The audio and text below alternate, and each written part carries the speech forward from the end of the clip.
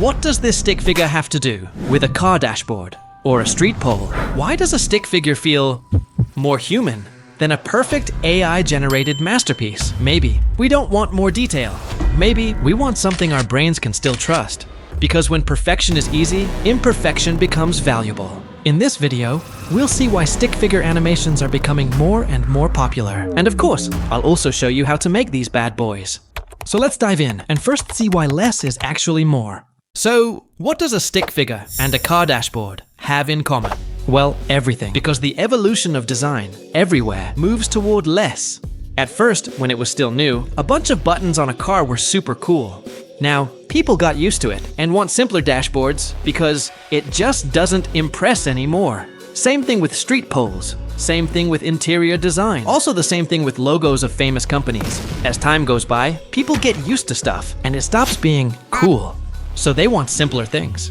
The same thing is happening now with visuals and animation. In a world flooded with hyper-realistic images, AI-generated art, and overwhelming detail, a stick figure feels like a breath of fresh air.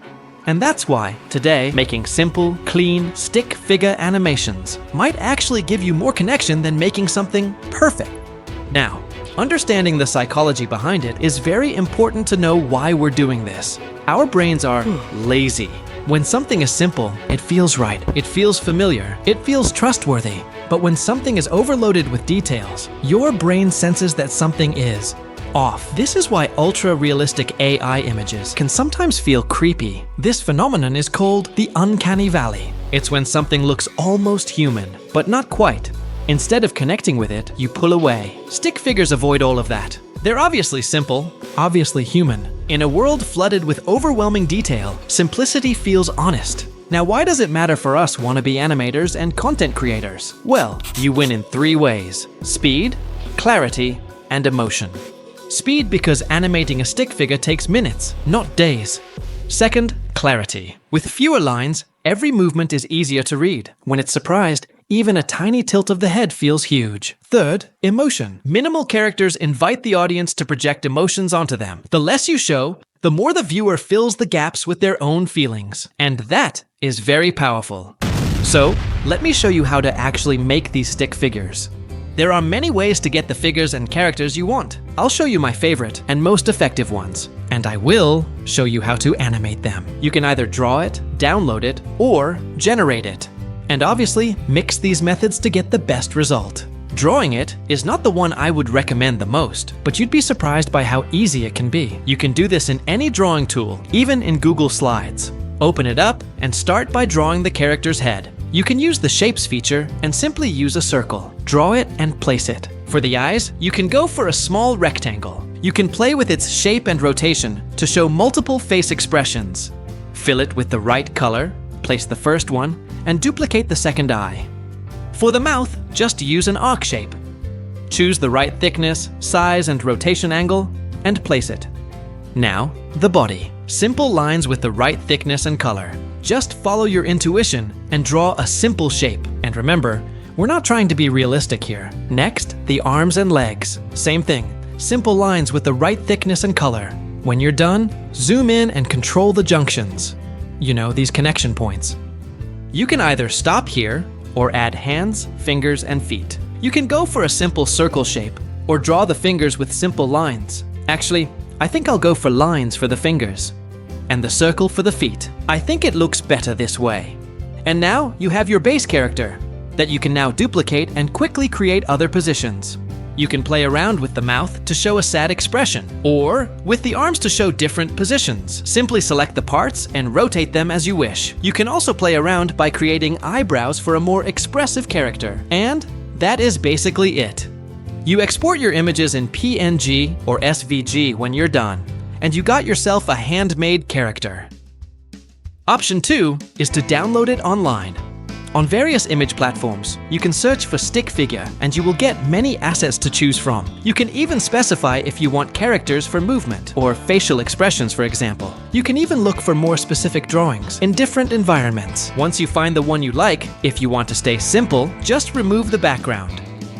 For that, you can use the built-in tool or do it on other free sites. Then download it in PNG. You will have to crop the different parts to obtain individual characters. But if you want a cleaner work, download it in EPS or SVG format. That will allow you to manipulate the individual objects. You can use plenty of free tools for that, such as Photopea or Inkscape. For that, make sure to check out my tutorial on those tools. All you have to do is export each individual character in PNG format, and you got yourself another set of characters. We'll see later on how to animate them. Option number 3 to make a stick figure is AI generation. And I am impressed by ChatGPT on this one. You simply type your prompt of a stick figure, and it's quick to understand what you need. You can ask it to change the face expression and make it sad or happy. Sometimes it will forget some things. Just ask it to correct it. You can also change your character's clothing and aspects, and it will remarkably comply. Another cool thing you can do with ChatGPT is give it a character that you downloaded, like this one, and ask it to adapt it. And it does a great job. I tried Leonardo for that, but it did disappoint me on stick figures. It took me some time to find the right engine and prompt, but the results didn't convince me, and didn't respond to me like ChatGPT did. So, for stick figure generation, ChatGPT is the way to go. And now, it's time to animate. So after this, you should have a set of character poses, and to animate them, you have several options. Option number 1 is to use animation tools. If you want to stay simple, there is a free tool, Adobe Express, which allows you to animate in seconds. Head to Adobe Express Animator and choose your stick figure character. It should be at the bottom.